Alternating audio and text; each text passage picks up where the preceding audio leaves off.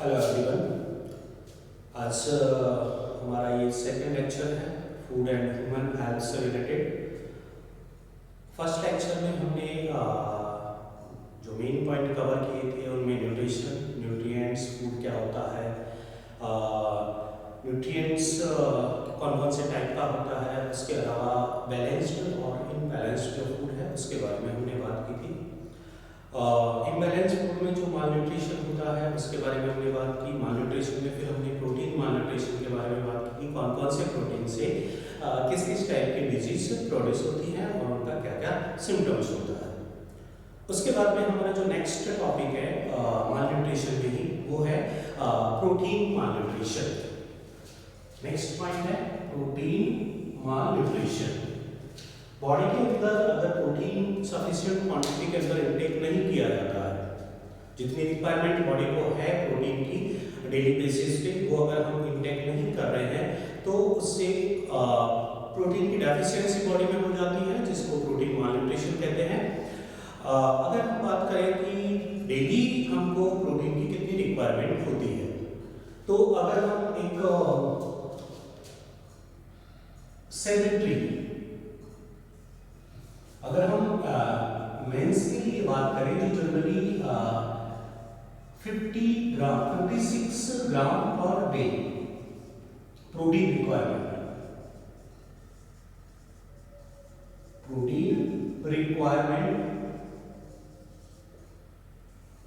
एक normal person जो कि ज्यादा फिजिकल वर्क नहीं करता है उसको 56 ग्राम पर डे प्रोटीन की रिक्वायरमेंट होती है। मेन की जगह हम यूज कर सकते हैं यहाँ पर मेल, और जो फीमेल्स होती हैं, फीमेल्स को जनरली रिक्वायरमेंट होती है 46 ग्राम per day protein. Means mail को 56 ग्राम और फीमेल को 46 ग्राम प्रोटीन की रिक्वायरमेंट होती है। अगर हम फीमेल्स में भी, अगर फीमेल प्रेग्नेंट है, फीमेल प्रेग्नेंट है या फिर ब्रेस्ट फीडिंग करवा रही है, प्रेग्नेंट या ब्रेस्ट फीडिंग अगर करवा रही है, तो उस केस में उस फीमेल को 71 ग्राम प्रोटीन पर डे रिक्वायर्ड होता है। इतना प्रोटीन उसकी जो बैलेंस डाइट होती है उसके अंदर होना कंपल्सरी होता है। अगर हम इसमें बात करें बेबीज के लिए, छोटे जो बच्चे होते हैं बेबीज, उनको डेली रिक्वायरमेंट होती है प्रोटीन की 10 gram per day. 10 gram protein per day की रिक्वायरमेंट होती है। अगर स्कूल एज किड्स के बारे में हम बात करें तो स्कूल एज जो किड्स है,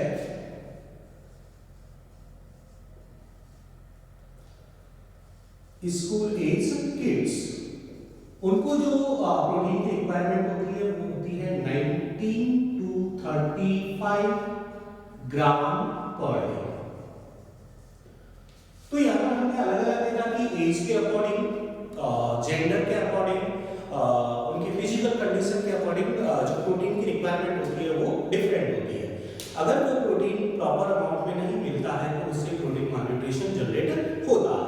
जैसे हमने मेल के लिए जनरली बात की, मेल या फीमेल वो जो जनरली ज्यादा फिजिकल वर्क नहीं करते हैं, मेल के लिए 56 ग्राम पर डे और फीमेल्स के लिए 46। अगर फीमेल क्या है, प्रेग्नेंट है या फिर क्या करवा रही है, ब्रेस्ट फीडिंग करवा रही है, बच्चों को दूध पिलाती है, उनके कोई न्यूनेट्स है, नवजात शिशु है, उसको दूध पिलाने का काम करती है, तो उनको रिक्वायर्ड होता है 71 ग्राम पर डे प्रोटीन का।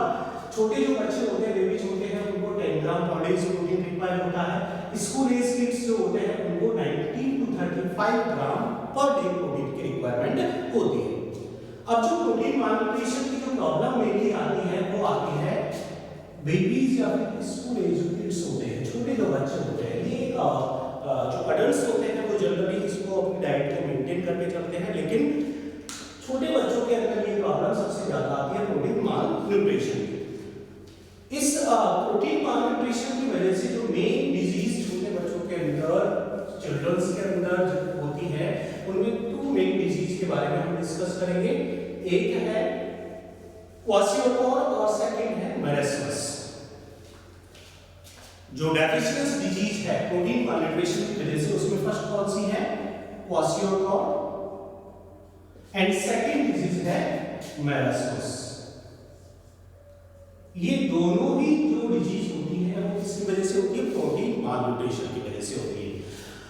क्वाशियोकॉर्ड और मैरास्मस में मेन डिफरेंस अगर हम बात करें कि क्वाशियोकॉर्ड जो है वो मेनली केवल और केवल प्रोटीन डेफिशिएंसी की वजह से होती है। इसकी वजह से प्रोटीन डेफिशिएंसी की वजह से होती है। लेकिन जो मैरास्मस है उसमें प्रोटीन के साथ साथ में जो एनर्जी प्रोवाइडिंग सब्सटेंस होते हैं जैसे कार्बोहाइड्रेट या कैलोरी जो होती है, कैलोरी की भी क्या हो जाती है? डेफिशिएंसी हो जाती है। प्रोटीन के साथ साथ में कार्बोहाइड्रेट की भी अगर डेफिशिएंसी है, जो चाइल्ड है, चिल्ड्रंस है, उनको अगर कंटिन्यूअसली प्रोटीन के साथ साथ में एनर्जी गिविंग सब्सटेंस अगर नहीं मिल रहे हैं, जैसे कार्बोहाइड्रेट नहीं मिल रहे हैं, तो उस केस में कौन सी डिजीज होती है? मैरास्मस। अब इन दोनों में ये वाली किसकी डेफिशिएंसी से होती है? प्रोटीन की डेफिशिएंसी से। मैरास्मस जो होता है प्रोटीन के साथ साथ में जो कैलोरीज होती है, एनर्जी प्रॉपर अगर नहीं मिल पाती है, तो उसकी वजह से क्या होती है? मैरास्मस। अगर सबसे पहले हम क्वाशियोकॉर्ड के सिम्टम्स के बारे में अगर हम बात करें, इनके जो सिम्टम्स है डिजीज के, क्वाशियोकॉर्ड का फर्स्ट जो सिम्टम्स है large protuberant abdomen, large protuberant abdomen, प्रोटर्बेंट बाहर निकला हुआ जो एब्डोमेन होता है, एब्डोमेन जिसको हम पूरे को पेट कहते हैं, वो बाहर की तरफ निकला हुआ रहता है। एब्डोमेन बुक के अंदर एब्डोमेन की जगह स्टोमक का यूज किया हुआ है, जो जनरली सही नहीं है, क्योंकि stomach the part of digestive system, और एब्डोमेन के अंदर स्टोमक भी आता है, इंटेस्टाइन भी आती है, और यहाँ पर जो प्रोटर्बेंट होता है या बाहर निकला हुआ होता है, वो क्या होता है? एब्डोमेन होता है। तो हम यहाँ पर कौन से वर्ड का यूज करेंगे? एब्डोमेन का। तो फर्स्ट सिम्टम्स क्या हो गया? एक बड़ा सा जो है एब्डोमेन बाहर की तरफ निकला हुआ रहता है। सेकंड सिम्टम्स इसका होता है फैटिग, फैटिग थकान, जो बच्चे होते हैं उनको जनरली थकान होती है। इरिटेबिलिटी, थर्ड सिम्टम्स है इरिटेबिलिटी। इरिटेबिलिटी मतलब उनका जो बिहेवियर होता है वो एक अलग टाइप का हो जाता है, वो इरिटेट होते हैं, इरिटेशन टाइप का उनको होता है, इरिटेबिलिटी। फोर्थ सिम्टम्स, ये फर्स्ट हो गया, ये second, third, fourth symptoms lose appetite, भूख नहीं लगती है, भूख की कमी हो जाती है। Fifth, skin colour change and rashes, धीरे धीरे स्टार्टिंग में सिम्टम्स दिखाई देंगे, बाद में धीरे धीरे जो है स्किन का कलर चेंज हो जाएगा, पेल कलर होगा, देन ब्लैक कलर हो जाता है, और उसके बाद में स्किन रैप्चर होने लग जाती है, टूटने लग जाती है जनरली से। उसके बाद में नेक्स्ट सिम्टम्स है loss of muscle mass, muscles जो होती है उनका जो मास होता है या वो क्या हो जाता है? कम हो जाता है। और ऐसा बोल सकते हैं कि जो मसल्स एक तरीके से स्ट्रॉन्ग नहीं रहती है, मैच्योरिटी उनकी कम हो जाती है। Next symptoms growth failure, proper growth नहीं हो पाती है। And eight symptoms immunity decrease, finally जो है इम्यूनिटी डिक्रीज हो जाती है, और बहुत सारी और भी डिजीज उसके साथ में हो सकती है। तो ये सारे सिम्टम्स किसके हो गए? क्वाशियोकॉर्ड के। Large protuberant abdomen, fatigue, irritability, loss appetite, skin colour change and rupturing, loss of muscle mass, growth failure and immunity decrease, ये सारे इसके सिम्टम्स हैं। अब क्वाशियोकॉर्ड को जो है पर्टिकुलरली इससे बचा कैसे जाए, कि हम इससे रिकवरी कैसे करें, तो सिंपल सी बात है कि किसकी कमी से हो रहा है? प्रोटीन की कमी से हो रहा है। तो ये ध्यान रखें कि जो हम फूड ले रहे हैं, एक बैलेंस डाइट ले रहे हैं, उसमें सफिशिएंट क्वांटिटी में हमारी एज के अकॉर्डिंग किसकी मात्रा होनी चाहिए? प्रोटीन की क्वांटिटी प्रेजेंट होनी चाहिए, तो हम इस डिजीज से बच सकते हैं। सेकंड आता है मैरास्मस। ये भी जो मैंने स्टार्टिंग में बताया कि प्रोटीन की डेफिशिएंसी के साथ साथ कैलोरीज की भी डेफिशिएंसी बॉडीज के अंदर हो जाती है, और सबसे ज्यादा जो कैलोरी हमको मिलती है वो मिलती है कार्बोहाइड्रेट से। इसके जो सिम्टम्स हैं मैरास्मस के, इसके सिम्टम्स में फर्स्ट सिम्टम्स है body shrink and becomes week, body क्या हो जाती है, श्रिंक हो जाती है, सिकुड़ जाती है, मसल्स बहुत कम रह जाती है और एक केवल बॉडी के अंदर एक स्केलेटन टाइप का दिखाई देता है, कंकाल जैसा दिखाई देता है। बोन्स को हम बाहर की तरफ से इजीली जो है ऐसे देख सकते हैं, किसी को आइडेंटिफाई कर सकते हैं। बॉडी क्या हो जाती है, श्रिंक हो जाती है और बहुत वीक हो जाती है। सेकंड सिम्टम्स का eyes sink deep and becomes lustreless. Eyes जो होती है, आईज जो कैविटी होती है आईज की, उनके अंदर क्या हो जाती है, दस जाती है और उनकी जो लस्टर होती है, चमक होती है, वो क्या हो जाती है, कम हो जाती है। Eyes sinks deep and becomes lustreless. Third symptoms, abdomen shrinkage. Abdomen सिकुड़कर अंदर चला जाता है। Just इसका अपोजिट posterior तौर पे क्या होता है, a large protuberant abdomen, एक बड़ा सा पेट बाहर निकल आता है। लेकिन वेरिसेस के अंदर क्या होता है, abdomen shrinkage, जो स्टोमक का abdomen होता है वो shrink होके अंदर चला जाता है। And fourth symptoms, dry skin and brittle hair. Skin क्या हो जाती है, ड्राई हो जाती है और हेयर कैसे हो जाते हैं, ब्रिटल हो जाते हैं। ब्रिटल मतलब बहुत वीक हो जाते हैं और इजीली जो है वो टूट जाते हैं। तो ये सारे सिम्टम्स किसके हो गए, मारास्मस के हो गए। इसका प्रिवेंशन या इसको हम कैसे सही कर सकते हैं, सफिशिएंट क्वांटिटी में प्रोटीन, उसके साथ साथ में कार्बोहाइड्रेट ले, ताकि हमको ये डिजीज ना हो सके। तो वैसे प्रोटीन डेफिशिएंसी से बहुत सारी डिजीज और भी होती हैं। आगे आप हायर क्लासेस में जाओगे तो धीरे धीरे उनके बारे में पढ़ोगे। अकॉर्डिंग टू सिलेबस हम केवल दो डिजीज के बारे में बात किए, पार्शियल कॉल और सेकंड कौन सी हुई, मैलिसमस। इनके अंदर दोनों को आइडेंटिफाई करने का सबसे अच्छा तरीका है, इसके अंदर प्रोटर्बेंट एब्डोमेन होता है और इसमें एब्डोमेन क्या होता है, श्रिंकेज होता है। ओके, तो ये वाला टॉपिक हमारा कंप्लीट, प्रोटीन माल न्यूट्रिशन।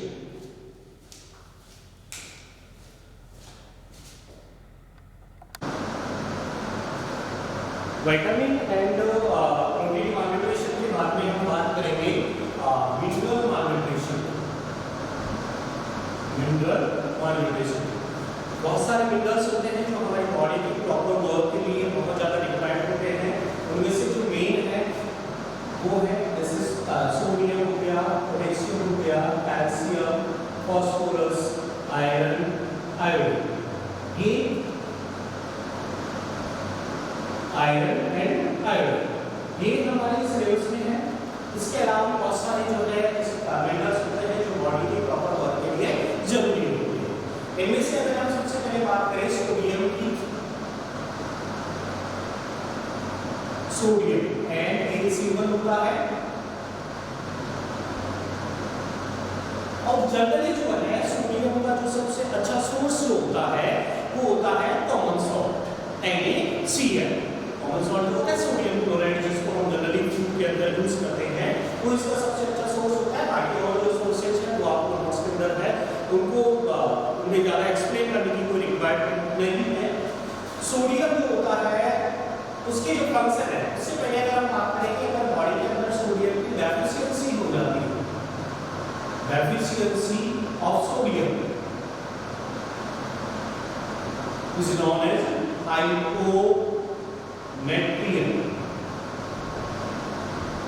हाइपोनेट्रियम, नेट्रियम जो सोडियम होता है उसका जो नेटिव नेम होता है वो क्या होता है, नेट्रियम होता है। हाइपो मतलब किसी भी चीज का डिक्रीज हो जाना, कम हो जाना, तो हाइपोनेट्रियम क्या होता है, deficiency of sodium.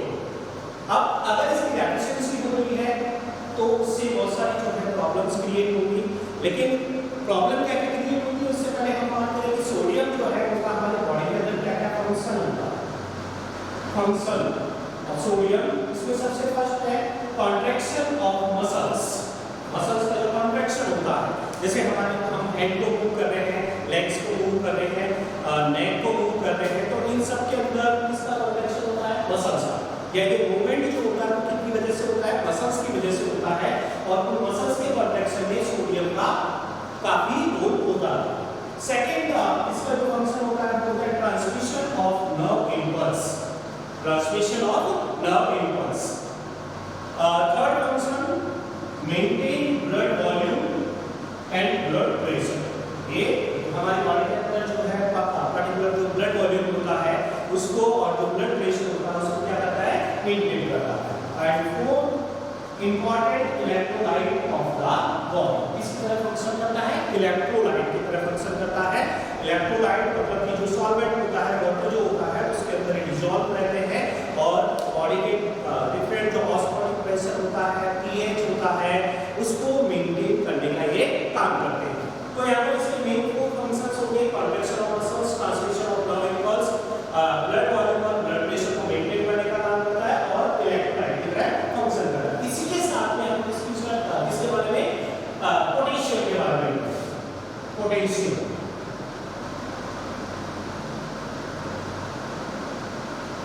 Sodium and potassium दोनों का जो फंक्शन है लगभग एक जैसे है, ज्यादा उनमें डिफरेंस नहीं है।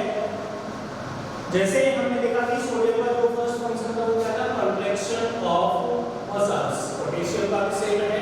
Second function transmission of nerve impulse, ये भी जो नर्व इम्पल्स है उनको ट्रांसमिशन में हेल्प करता है। Third maintain fluid balance in the body, या ब्लड वॉल्यूम या ब्लड प्रेशर या फ्लूइड बैलेंस, कितना वाटर कंटेंट बॉडी के अंदर रहना चाहिए उसको बैलेंस या मेंटेन करने का काम किसका होता है? पोटेशियम का होता है। फोर्थ ये जो अलग टाइप का है, मेंटेन स्टेबिलिटी हार्ट रेट, एक हार्ट रेट को कांस्टेंट बनाए रखने का काम किसका होता है? पोटेशियम मिनरल्स का होता है, पोटेशियम आयंस का होता है। And fifth function important electrolyte of the body. तो ये दोनों का कंपैरिजन साथ में इसको करना है कि इनका फंक्शन जो है लगभग इक्वल होता है। पोटेशियम जो एक्स्ट्रा फंक्शन करता है क्या है कि ये हार्ट रेट को क्या करता है? कांस्टेंट बनाए रखता है। कॉन्ट्रैक्शन ऑफ मसल्स के बारे में मैंने बताया कि किस तरीके से कॉन्ट्रैक्शन, इसको आप और डिटेल के अंदर जैसे कि आप क्लासेस में जाओगे तो आप इसके बारे में स्टडी करोगे। Nerve impulse, transmission of nerve impulse, आप लोगों ने इसके बारे में जरूर सुना होगा, न्यूरॉन्स के बारे में, कि अगर हमको हमारे जो हैंड है उसके अंदर अगर हमको कोई पिन अगर चुभती है या हम कोई हॉट ऑब्जेक्ट पे हमारा हाथ रखते हैं तो उसका मैसेज या वो हाथ तुरंत वहां से हट जाता है। क्यों हट जाता है? क्योंकि उसकी जो इंफॉर्मेशन होती है वो ब्रेन तक पहुंचाने का काम किसका होता है? न्यूरॉन्स का। न्यूरॉन क्या होते हैं? न्यूरॉन सबका कौन सा है? न्यूरॉन नर्व सेल्स होती है, नर्व सेल्स, जो कि बॉडी के डिफरेंट पार्ट से डिफरेंट जो स्टिमुलस होते हैं, चेंजेस होते हैं, उनको कहाँ तक पहुंचाने का काम करता है? ब्रेन तक पहुंचाने का काम करता है, ताकि जो स्टिमुलस है उनके अगेंस्ट में कोई रिएक्शन दी जा सके। तो इन न्यूरॉन्स के अंदर जो है जो स्टिमुलस या जो एक मैसेज जो होता है वो किस फॉर्म में आगे बढ़ता है? नर्व इम्पल्स के फॉर्म में आगे ट्रांसफर होता है और वो नर्व इम्पल्स को आगे ट्रांसमिट करने में हेल्प कौन करता है? Sodium and potassium.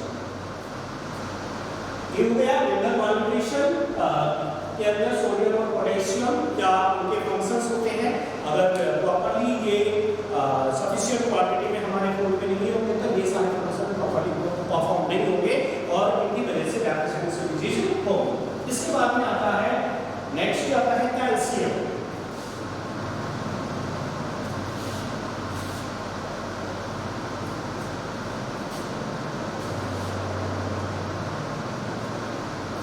Calcium Ca,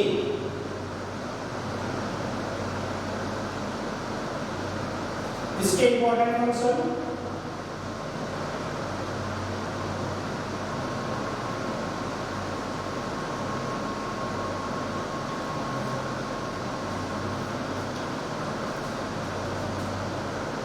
calcium जो है मेक्स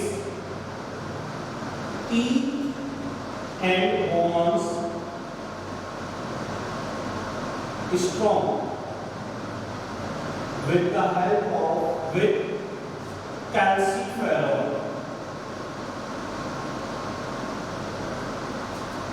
जो मेन फंक्शन है कैल्शियम का वो क्या है कि हमारे जो टीथ होते हैं और जो बोन्स होती है उनको स्ट्रॉन्ग कराने का काम करता है। इसके हेल्प से इसके साथ में कैल्सिफेरॉल, कैल्सिफेरॉल क्या आया लास्ट क्लास के अंदर?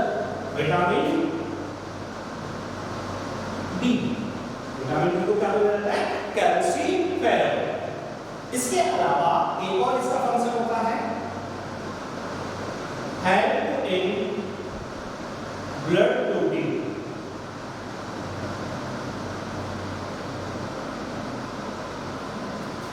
कैल्शियम किसमें हेल्प करता है? ब्लड क्लोटिंग में। कहीं पे हम इंजर्ड हो जाते हैं, स्किन यहाँ पे एक्सीडेंट हो जाता है, हमारा कहीं से मसल्स ब्रेकडाउन हो जाती है, फ्रैक्चर हो जाती है, उस केस में जो ब्लीडिंग होती है तो देखा होगा उस टाइम के बाद में जो है ब्लीडिंग रुक जाती है ऑटोमेटिकली। वो किस कौन से प्रोसेस के हेल्प से? ब्लड क्लोटिंग के हेल्प से रुक जाती है। तो टू फंक्शंस हो गए, एक तो टीथ और जो बोन है वो स्ट्रॉन्ग बनाता है और उसके अलावा ब्लड क्लोटिंग में हेल्प करता है।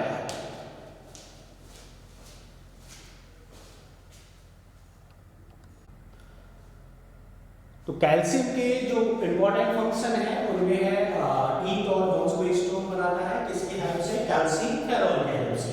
और सेकंड जो फंक्शन बताया ब्लड क्लोटिंग में हेल्प करता है। कैल्शियम की जो डेफिशिएंसी होती है उसको बोला जाता है हाइपोकैल्सीमिया, हाइपोकैल्सीमिया। और इसकी डेफिशिएंसी की वजह से जो डिजीज होती है या डिसऑर्डर जो होता है उसको बोला जाता है ऑस्टियोपोरोसिस। क्या बोलते हैं?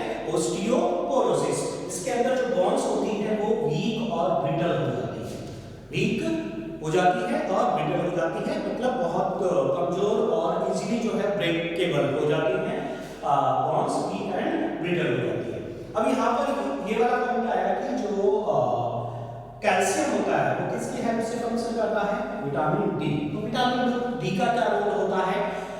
एक्चुअली में जो कैल्शियम हमारे डाइटरी सब्सटेंस में प्रेजेंट होता है, जो हमारे फूड में प्रेजेंट होता है, फूड के साथ में हमारा जो डाइजेस्टिव सिस्टम होता है वहां पर जाता है, उसको सिंपल फॉर्म में कन्वर्ट करके वहां से डाइजेस्टिव सिस्टम से या इंटेस्टाइन से कैल्शियम का जो एब्जॉर्प्शन होता है वो डिपेंड करता है किस पर? विटामिन डी पर। अगर बॉडी के अंदर सफिशिएंट क्वांटिटी के अंदर विटामिन डी या कैल्सीफेरॉल प्रेजेंट होगा तो इजीली जो है सफिशिएंट क्वांटिटी में कैल्शियम का एब्जॉर्प्शन पॉसिबल है। लेकिन अगर विटामिन डी नहीं है तो कैल्शियम एब्जॉर्ब नहीं हो पाएगा और उसकी वजह से कौन सी चीज होगी? ऑस्टियोपोरोसिस। इसीलिए कंपेयर में हम इसको लेके साथ में फास्फोरस को, क्योंकि इन दोनों का फंक्शन लगभग इक्वल है। इसका जो फंक्शन होता है फास्फोरस का वो क्या होता है? बॉन्ड और टीथ को स्ट्रॉन्ग बनाने का काम करता है। कैल्शियम के साथ में मिलकर ये भी क्या करता है? बॉन्ड और टीथ को क्या बनाता है? स्ट्रॉन्ग बनाता है।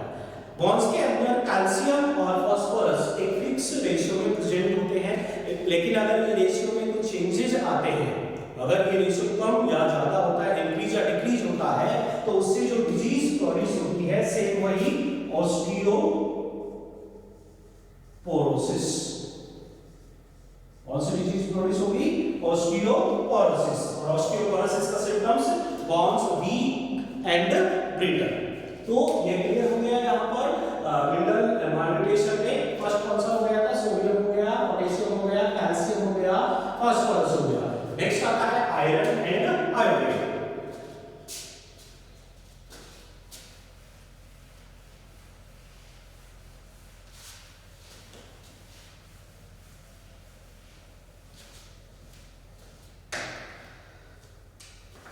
नेक्स्ट लेते हैं हम आयरन, Fe इसका सिंबल होता है iron.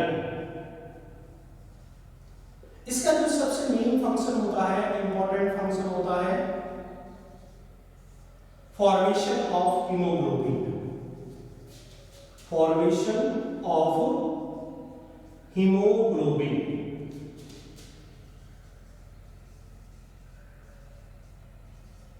Formation of haemoglobin. Haemoglobin क्या होता है? What is haemoglobin?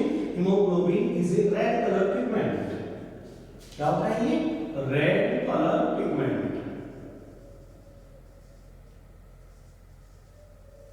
Present in blood.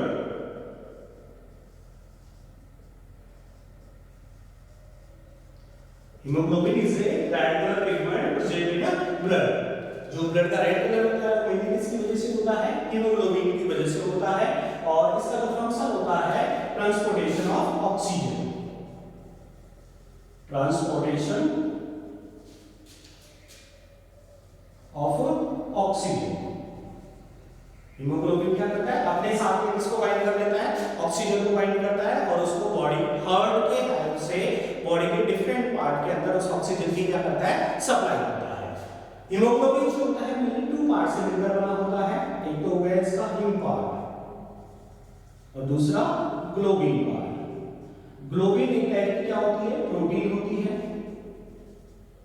Globin क्या होती है, प्रोटीन। और जो हिम पार्ट होता है इसके अंदर 4 पायलोन रिंग होती है और उन पायलोन रिंग के मिडिल में एक मिनरल या जो एलिमेंट प्रेजेंट होता है वो एलिमेंट कौन सा होता है, आयरन।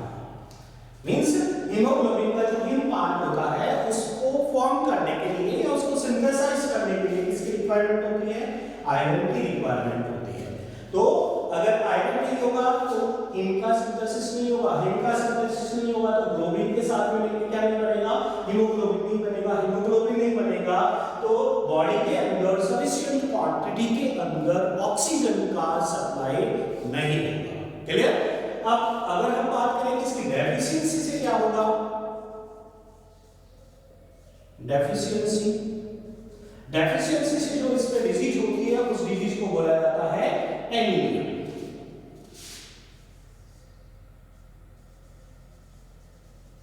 कौन सी डिजीज होती है, anaemia. Anaemia means decrease number of RBCs, decrease number of RBCs in the body। हमारी जो बॉडी होती है उसके अंदर किसके नंबर डिक्रीज हो जाते हैं, RBC के नंबर डिक्रीज हो जाते हैं, उसको क्या बोलते हैं, एनीमिया। एक जगह RBC के बजाय हीमोग्लोबिन भी बोल दिया जाता है। अगर बॉडी के अंदर हीमोग्लोबिन की डेफिशिएंसी हो जाती है तो उसको भी क्या कहा जाता है, एनीमिया कहा जाता है। अगर RBCs कम रहेंगी तो सफिशिएंट क्वांटिटी के अंदर जो है ऑक्सीजन बॉडी के डिफरेंट पार्ट को क्या नहीं कर पाएंगे, सप्लाई नहीं कर पाएंगे, तो जो डिफरेंट ऑर्गन है वो प्रॉपर फंक्शन नहीं कर पाएंगे। तो आयरन बहुत ज्यादा इंपॉर्टेंट होता है। आयरन हीमोग्लोबिन के अंदर प्रेजेंट होता है जो कि एक रेड कलर पिगमेंट होता है। इसको और डिटेल के अंदर हीमोग्लोबिन ब्लड के बारे में जब कार्डियोवैस्कुलर सिस्टम पढ़ेंगे, सर्कुलेटरी सिस्टम, हार्ट और ब्लड के बारे में, तब वहां पर और इसको डिटेल में देखेंगे। अभी हमें क्या ध्यान रखना है, जो फंक्शन होता है वो क्या होता है, आयरन का फॉर्मेशन ऑफ हीमोग्लोबिन, और इसकी डेफिशिएंसी से जो डिजीज होती है उसको क्या बोला जाता है, एनीमिया कहा जाता है। नेक्स्ट इसके बाद आता है आयोडीन। नेक्स्ट मिनरल है iodine.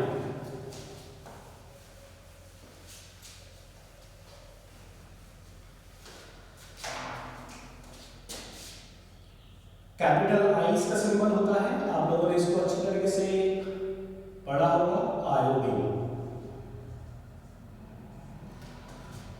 The function of iodine,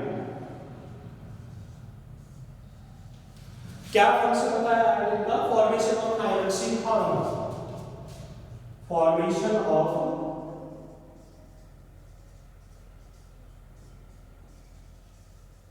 thyroxine hormone in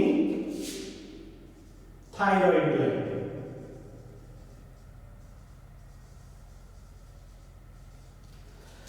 iodine जो है उसका मेन फंक्शन होता है किसका फॉर्मेशन में हेल्प करता है, थायरोक्सिन हार्मोन के फॉर्मेशन में हेल्प करता है। और थायरोक्सिन हार्मोन का सिंथेसाइज होता है या कहां बनता है, थायराइड ग्लैंड। थायराइड ग्लैंड जो होती है हमारे जो नेक रीजन होता है, थ्रोट जो होता है, रेस्पिरेटरी सिस्टम के अंदर हम पढ़ेंगे, ट्रैकिया जो होता है, ट्रैकिया के दोनों साइड में या उसको कवर किए हुए ये थायराइड ग्लैंड प्रेजेंट होती है जो कि कौन सा हार्मोन सिंथेसाइज करती है, थायरोक्सिन हार्मोन। थायरोक्सिन हार्मोन जो है कहीं ना कहीं कार्बोहाइड्रेट, प्रोटीन, फैट, इनका जो मेटाबॉलिज्म होता है,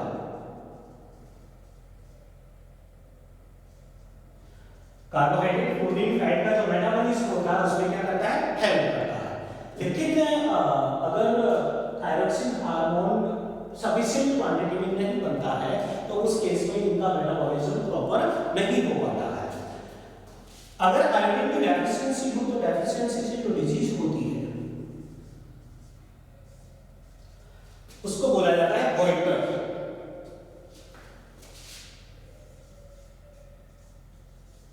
आयोडीन की डेफिशिएंसी से जो डिजीज होती है उसको क्या कहा जाता है, गॉइटर बोला जाता है। गॉइटर में क्या होता है कि जो थायराइड ग्लैंड होती है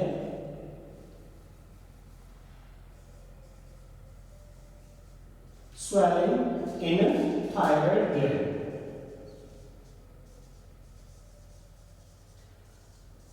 थायराइड ग्लैंड के अंदर क्या आ जाती है, स्वेलिंग आ जाती है और हमको ऐसा लगता है कि जो हमारा थ्रोट होता है उसमें भी हमको स्वेलिंग की फील होती है। Goitre swelling in thyroid gland. Swelling क्यों होती है? क्योंकि अगर हमारी बॉडी के अंदर आयोडीन की डेफिशिएंसी है लेकिन थायराइड ग्लैंड को प्रॉपर क्वांटिटी के अंदर थायरोक्सिन प्रोड्यूस करने के लिए ज्यादा वर्क करना पड़ेगा ताकि ज्यादा से ज्यादा क्वांटिटी में वो क्या बना सके, थायरोक्सिन हार्मोन। ज्यादा वर्क करने के कारण उनकी जो सेल्स होती है उन पे ज्यादा लोड आता है और उसकी वजह से उसमें क्या आ जाती है, स्वेलिंग आ जाती है। ये कौन सा हो गया, आयोडीन हो गया। इसका जो मेन फंक्शन है वो क्या होता है, फॉर्मेशन ऑफ थायरोक्सिन हार्मोन। और इससे डिजीज होती है वो कौन सी होती है, गोइटर डिजीज होती है जिसमें जो थायराइड ग्लैंड होती है उसमें क्या आ जाती है, स्वेलिंग आ जाती है। तो ये हमारा टॉपिक कंप्लीट हो गया मिनरल मालन्यूट्रिशन। क्योंकि हमने बात की किस के बारे में, सोडियम के बारे में, उसके function potassium, calcium, phosphorus, iron and iron, इनके बारे में हमने बात की कि इनकी बॉडी में क्या क्या रोल होता है, क्या क्या इनका फंक्शन होता है।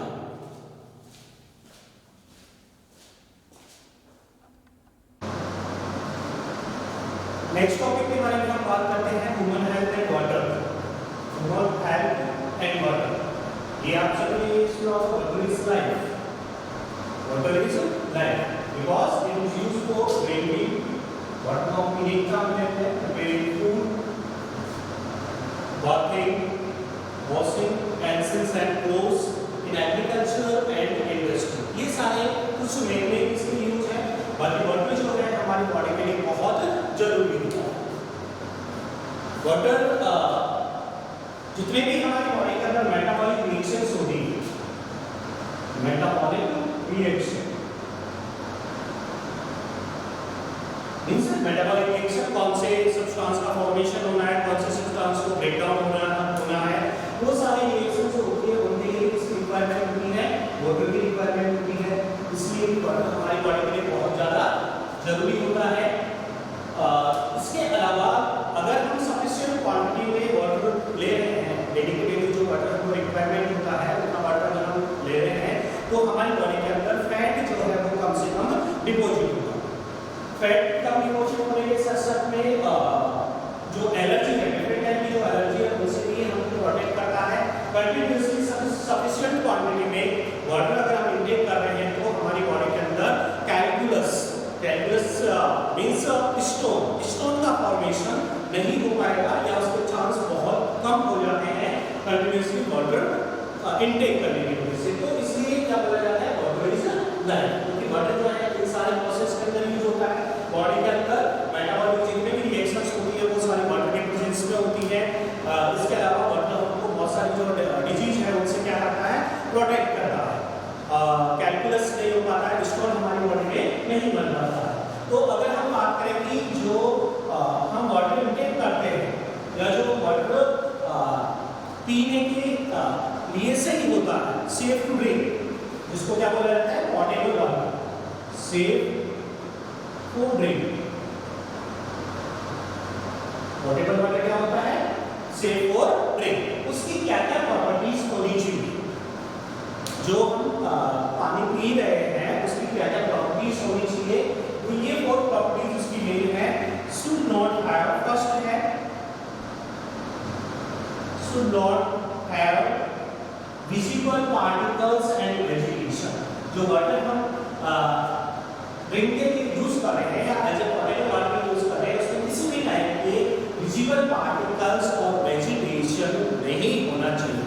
सेकंड है should not have harmful microbes, should not have harmful microbes, किसी भी टाइप के harmful microbes नहीं होने चाहिए। इसको नेक्स्ट हम टॉपिक के अंदर पढ़ेंगे कि अगर harmful microbes वाटर के अंदर प्रेजेंट है तो आपको डिफरेंट टाइप की डिजीज हो सकती है। कुछ डिजीज के एग्जांपल भी हम देखेंगे। फर्स्ट हो गया किसी भी टाइप का विजिबल पार्टिकल्स और वेजिटेशन उसमें प्रेजेंट नहीं होना चाहिए। सेकंड हो गया harmful microbes प्रेजेंट नहीं होना चाहिए। एक pH जो जनरली एक pH होता है, एक स्टैंडर्ड pH, और वाटर का जो स्टैंडर्ड pH होता है वो होता है 7, मींस ये न्यूट्रल होता है। वाटर कैसा होता है, न्यूट्रल होता है। जो पोर्टेबल वाटर होता है उसका pH कितना होना चाहिए, 7 होना चाहिए, ना तो एसिडिक ना बेसिक। उसके बाद आता है फोर्थ, इसकी जो प्रॉपर्टीज होनी चाहिए, must have adequate amount of dissolved oxygen.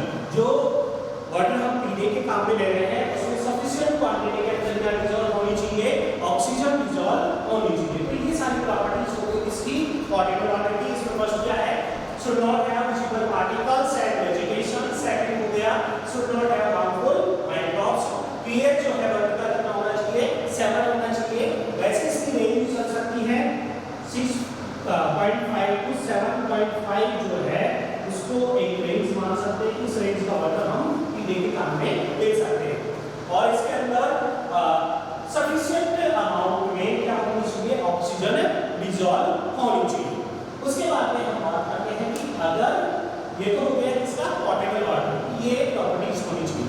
लेकिन अगर ये प्रॉपर्टीज नहीं है, वाटर की प्रॉपर्टीज ये नहीं है, या फिर वाटर कैसा है, कंटामिनेटेड है, कंटामिनेटेड वाटर है, पॉल्यूटेड या कंटामिनेटेड वाटर है, तो उस कंटामिनेटेड वाटर के हमारी बॉडी में क्या क्या साइड इफेक्ट्स हो सकते हैं। उन साइड इफेक्ट्स के बारे में अगर हम सबसे मेन बात करें तो साइड इफेक्ट्स क्या होंगे, एक ही है कि हमको किसी न किसी टाइप की डिजीज होगी।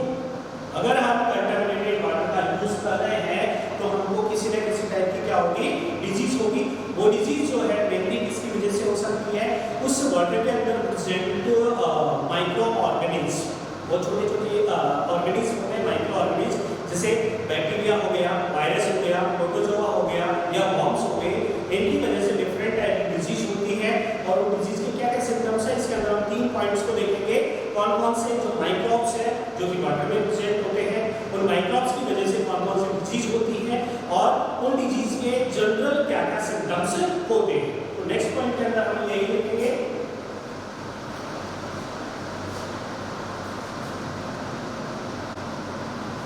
ओके, नेक्स्ट हम बात करते हैं कंटामिनेटेड वाटर में जो साइड इफेक्ट्स है, कि अगर हम किसी टाइप का कंटामिनेटेड वाटर को इंजेक्ट कर रहे हैं, बॉडी के अंदर दे रहे हैं, तो उससे क्या क्या साइड इफेक्ट्स हो सकते हैं।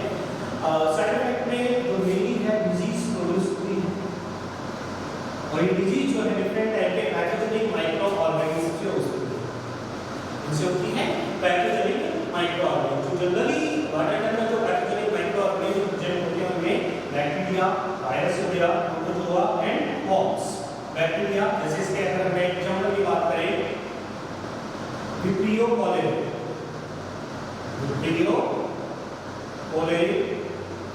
साल्मोनेला,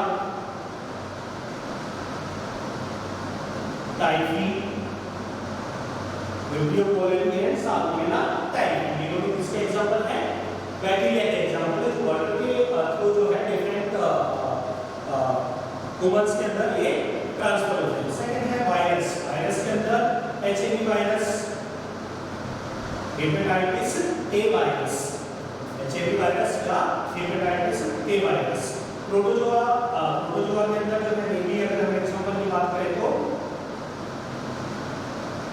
एंटामीबा,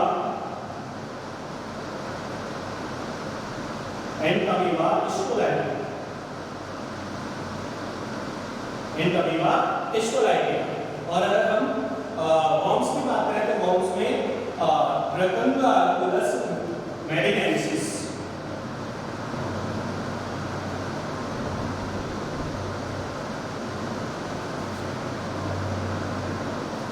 ड्रैगनकुलस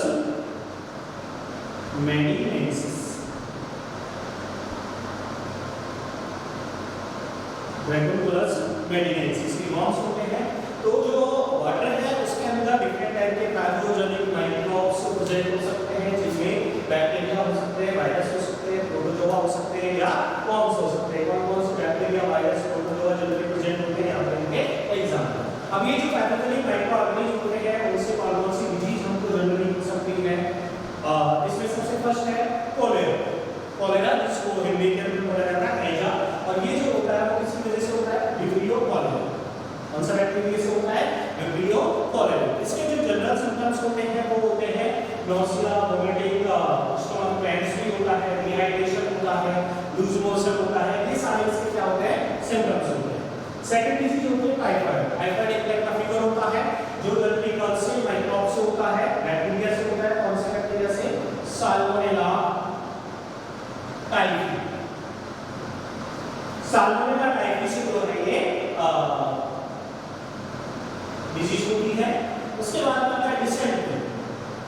डिसेंट्री जो होता है, डिसेंट्री के जो मेन सिम्टम्स होते हैं, एब्डोमिनल पेन होता है, इसके अलावा जो स्टूल होता है उसके साथ में म्यूकस या ब्लड भी बॉडी से बाहर क्या होता है, एक्सक्रीट होता है। हेपेटाइटिस ए ये लीवर इन्फेक्शन होता है, लीवर डिजीज होती है।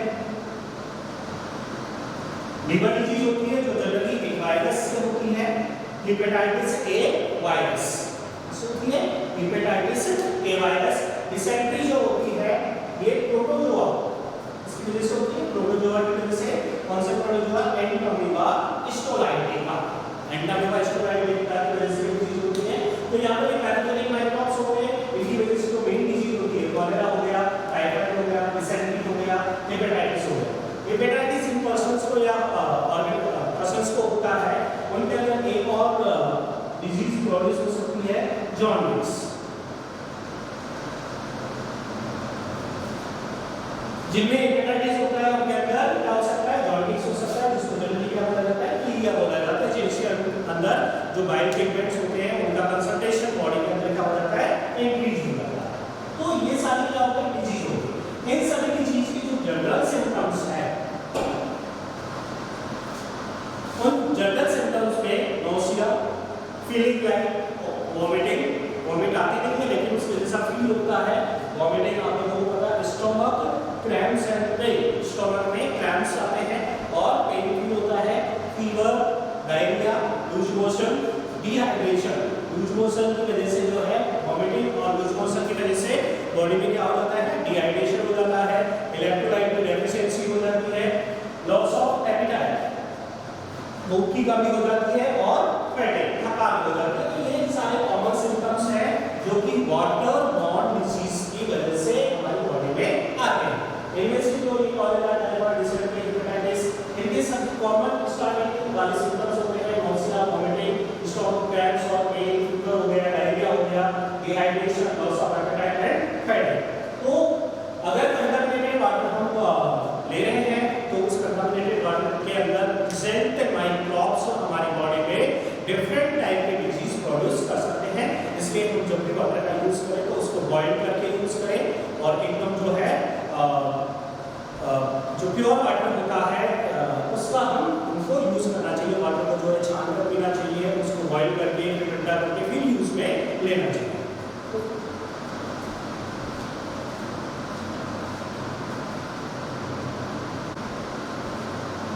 नेक्स्ट हम बात करेंगे कंटामिनेटेड वाटर की वजह से होने वाली एक और डिजीज का, ड्रैकनकुलियासिस। ड्रैकनकुलियासिस, ड्रैकनकुलियासिस या फिर वेलिया वॉर्म डिजीज या फिर नर्व डिजीज। वेलिया वॉर्म बोलते हैं इसको और इस वजह से इसका नाम क्या है, वेलिया वॉर्म डिजीज या फिर नर्व डिजीज। इसका जो पैथोजन होता है, एक वॉर्म होता है और उस वॉर्म को क्या बोला जाता है, ड्रैकनकुलस मेडिनेंसिस। जनरली जो डिजीज है अभी प्रेजेंट टाइम में कहीं पे नहीं मिलती। अभी रिसेंटली 2006 में वीलवाड़ा के अंदर एक केस इसका मिला था, लेकिन WHO ने इसको 2000 के अंदर ही ये क्लियर कर दिया था कि इंडिया अब इस डिजीज से फ्री है। लेकिन उसके बाद में इसका एक केस रिसेंटली मिला है। इसके जो मेन सिम्टम्स होते हैं, फीवर हो गया, नोसिया, वॉमिटिंग एंड डायरिया। अच्छा, सिम्टम्स से पहले हम इस बात करें इस पैथोजन की। ये पैथोजन जो होता है जनरली ये फीमेल के थ्रू ह्यूमंस के अंदर क्या होता है, ट्रांसफर होता है। फीमेल ड्रैकनकुलस मेडिनेंसिस होती है वो ह्यूमन बॉडी से बाहर किसी वाटर बॉडी के अंदर, जैसे लेक हो गया, पॉन्ड हो गया, वहां पर अपने क्या करती है, एग देती है, लेग्स एग देती है। वो एग जो है उस वाटर के अंदर प्रेजेंट होते हैं। अगर उन एग को एग से एग वाले जो वाटर होता है उसको अगर हम क्या करते हैं, इनटेक करते हैं, तो जो एग्स होते हैं या जो उसके लार्वा होते हैं, इसके अलावा ड्रैकनकुलस मेडिनेंसिस के जो लार्वा होते हैं वो हमारी बॉडी में क्या करते हैं, एंटर करते हैं। एंटर करने के बाद में बॉडी के अंदर वो ग्रोथ करते हैं और ग्रोथ करके इनकी जो स्ट्रक्चर होती है, थ्रेड लाइक स्ट्रक्चर होती है, धागे के जैसे की स्ट्रक्चर होती है। उसकी जो लेंथ होती है अप्रॉक्स 10 to 15 या 17 सेंटीमीटर की अप्रॉक्स होती है। तो जैसे ही ये हमारे इंटेस्टाइन में जाएंगे तो हमारे इंटेस्टाइन की जो आर्टिकुलर टिश्यू होते हैं उनको क्रॉस करके और बॉडी ट्रांसफर होने के बाद में ये बॉडी के बाहर भी जो है एक ब्लिस्टर फॉर्म करके और बॉडी से बाहर भी निकल सकते हैं। तो इसके जो सिम्टम्स है फीवर, नॉसिया, वोमिटिंग और डायरिया, ये जनरल स्टार्टिंग वाले सिम्टम्स है। उसके बाद में burning, itching, pain and swelling, जहां पर ये पैथोजन हमारे बॉडी में प्रेजेंट होता है। जैसे हमने वाटर के साथ में हमारे बॉडी के अंदर ये गया, इंटेस्टाइन से बॉडी के डिफरेंट पार्ट के अंदर ये चला गया और जनरली एब्जॉर्प्शन या इंटेस्टाइन से ये बाहर निकलकर और हमारे जो फ्लूइड्स होते हैं, लेग होती है, वहां तक पहुंचता है। जहां पर ये प्रेजेंट होता है वहां पर बर्निंग होती है, इचिंग होती है, पेन होता है और स्वेलिंग हो जाती है। उसके बाद में वहां पर एक ब्लिस्टर का फॉर्मेशन होता है, where the worm mix through the skin. उस ब्लिस्टर मतलब कुंसी या फोड़ा जो होता है उस टाइप का फॉर्म हो जाता है और उसके थ्रू जो है जो पैथोजन होता है एक थ्रेड के फॉर्म में, धागे के फॉर्म में बॉडी से बाहर निकलता है। तो ये सिम्टम्स है ड्रैकेंटोलिसिस, मीडियम डिजीज बोला जाता है या नार्मल डिजीज कहते हैं। इसका पैथोजन ड्रैकेंटोलिस मेनियेसिस, एक दो बार इसको जो है वो 10 बोर्ड एग्जाम के अंदर भी पूछा हुआ है। इसके जो सिम्टम्स है general starting symptoms fever, nausea, vomiting and diarrhoea. उसके अलावा जहां पर ये पैथोजन बॉडी में प्रेजेंट होता है वहां पर बर्न होगा, इचिंग होगी, पेन होगा, स्वेलिंग होगी और ब्लिस्टर का क्या होता है वहां पर फॉर्मेशन हो जाता है। उस ब्लिस्टर को तोड़कर और जो वॉर्म्स होता है या पैथोजन होता है वो बॉडी से बाहर आ जाता है। तो ये कंप्लीट हो गया। कंटामिनेटेड वाटर या ह्यूमन हेल्थ और वाटर से रिलेटेड जो टॉपिक था वो हमारा कंप्लीट हो गया। नेक्स्ट क्लास के अंदर हम बात करेंगे ओबेसिटी के बारे में, ब्लड प्रेशर के बारे में। ये दो लेक्चर कंप्लीट हो गए हैं।